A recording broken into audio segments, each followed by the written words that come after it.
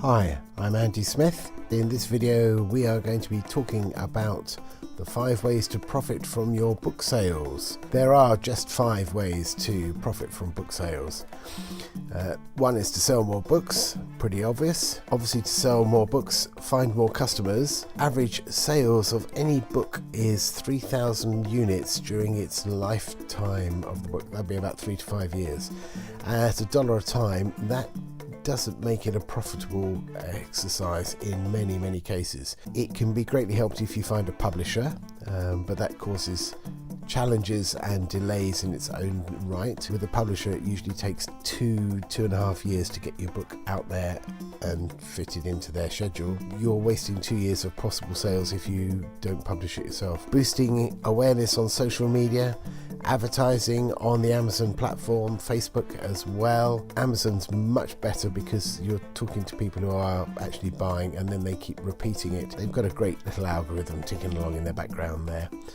Keyword focus. When you publish a book, use the keywords. Your own website. Don't forget to ask for reviews. And YouTube, and I'm going to expand on that later as well. Sell more to each customer. Selling more to each customer is done with a series of books. As I say, it gives you a potential to sell more books to the same customer. A few tips here. You've got to stick to the same genre. You don't necessarily want to be jumping around from 2-year-old books about cuddly ducks and then jumping up to zombies and zombie dawns and then back down to fairies. You need to stick in the same genre. Give them a reason to join your list. Give them away a free book. Get them to join your email list. Subscribe to your YouTube channel. Different ways there to promote and get them on your list. Readers are different to our buyers. We normally have children reading our books, maybe on their own, but it's usually the parents and grandparents that do the buying of the books. And so we need to address 2 different markets when we sell the books. And box set packages. Quite simple to do, sounds complicated, quite easy to do in the digital world, and you can charge a bigger premium on those box sets by offering value for money. Charge more for each book, put up your prices. It helps if you're a household name, and to be a household name you need to be famous. Famous comes from being in front of your audience, and live events helps that, and I go into that later on. I mentioned the Kindle $9.99 trap. If you go over the $9.99 in the Kindle price, then you get a lower royalty. Paperback books, you can charge up to £250. Boy, have you got to have some value in there to get that, or have a unique concept or product. You've obviously got to consider the competition. You want to be where your competition is in a lot of the case, unless you've got something that really stands out or that you stand out from the beginning. Reduce your costs. Obviously, another way to profit from your book sales is to reduce your costs. Increasing your profits just by the fact that you've cut out the work of others and you've done the work yourselves, and you need to do that by mastering some of the processes, and we'll go into that within the masterclass. The costs involved in writing a book: currently writing, editing, proofreading, illustrating, cover design, formatting, publishing, promoting, advertising and printing, to name but a few. The cost of headache, the cost of coffee while you're doing it. My first book costs $1,800 to get out there online and ready, and as you can see, the biggest cost there was the illustrator, and I can show you ways to reduce that price considerably and get your books published for under $100. You've got a cover designer. You can do it from Fiverr.com, but anything up to $150 by the time you've got your print version done. Editor, someone to check over your spelling mistakes and grammatical errors. We can save all of these costs these days. Formatting, someone to put a file ready to upload to Amazon. Unfortunately, at the moment, Kindle and Kindle print require 2 different formats, and so you need possibly to get it formatted twice, but you can do it yourself, and I can show you how. Advertising, you can spend what you like, but that's what I spent. And printing, again, you can spend what you like to get a few samples to hand out to people. But at the end I had a beautiful book and I loved it. Unfortunately, it's not covered its costs. And finally, live events. My favourite. I love live events. I needed to come up with some way of writing and getting my book published faster, easier and cheaper. So how am I going to do that? Well, meet Scruff the dog. Scruff the dog is a lovely cartoon character.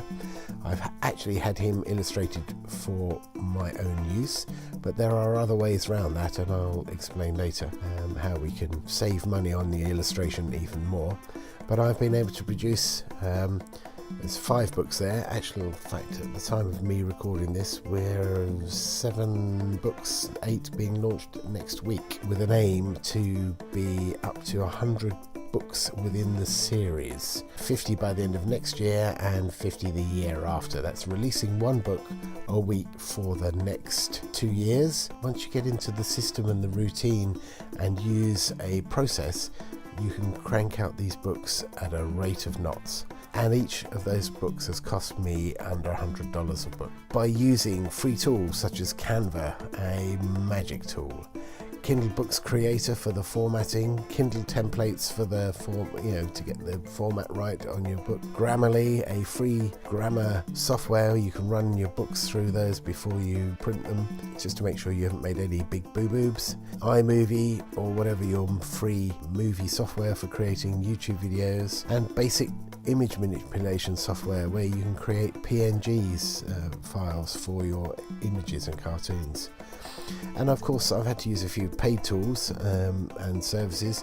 I do buy some images from depositphotos.com. Personally, I use Scrivener for my longer version books, but I use my word processing software for short stories up to 1,000 words. Adobe Acrobat I've used on and off to rearrange the PDF pages that I get off of Canva so that they're in the right order as I add the extra pages to get my books formatted. And Doodly is a nice little cartoon creator or animation tool which I use for my YouTube videos. Come on, Scruff!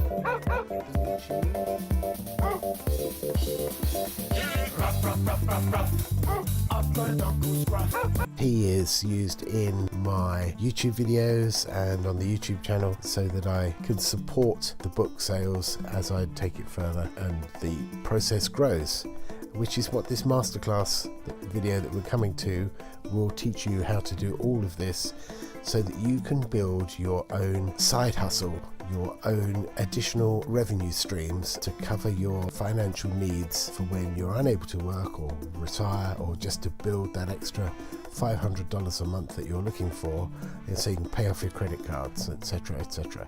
Whatever it is you need them for, this side hustle works brilliant. So with the 5 ways to profit from your book sales, I've gone through sell more books, sell more to each customer, charge more for each book, reducing your costs by using those tools, and Deposit Photos is a cracking great way to use it. It's the best part of this process.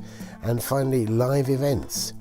And they're my favourite because be seen by your audience in schools and libraries and independent bookshops. It's a great way to talk to your audience. It's a target audience. You find more customers when you're talking. You're paid to speak to them by the schools, and that ranges from $250 to $500 a day. You don't need many of those to top up as an entertainer or to work around your employment to earn extra money. You can earn more by doing workshops, by doing more when you're at the schools. What have you got to do? It costs you to give away a few books. One customer can mean $500 to me after expenses. That's 500 books that I would have to sell to do that, and I just need one of those a month as part of a side hustle. Brilliant. Obviously schools don't run every month of the year, and we need to look at other ways to cram them in during reading week or whatever. But take a couple of days out and get into those schools. And what do you get by going to schools? You get ideas from Q&A sessions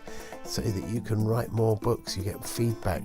Kids give you story ideas. Kids are wonderful at helping you out there, and you become a household name within your niche, within your locale, within your schools, which means that you can sell more books for more money. So there we go. I love live events. In the third video, we're going to be talking about the 5 steps to publishing a kids book, and these include the story ideas, the research, how to write and edit, where I build the pages and what you need to get out of that, and the publishing process as well.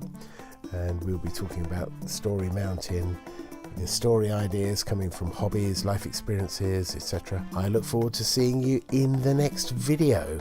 If you've got any questions, please drop them into the comments below and I will get back to you as quickly as possible. And see you soon in video number 3. Thank you. Bye for now.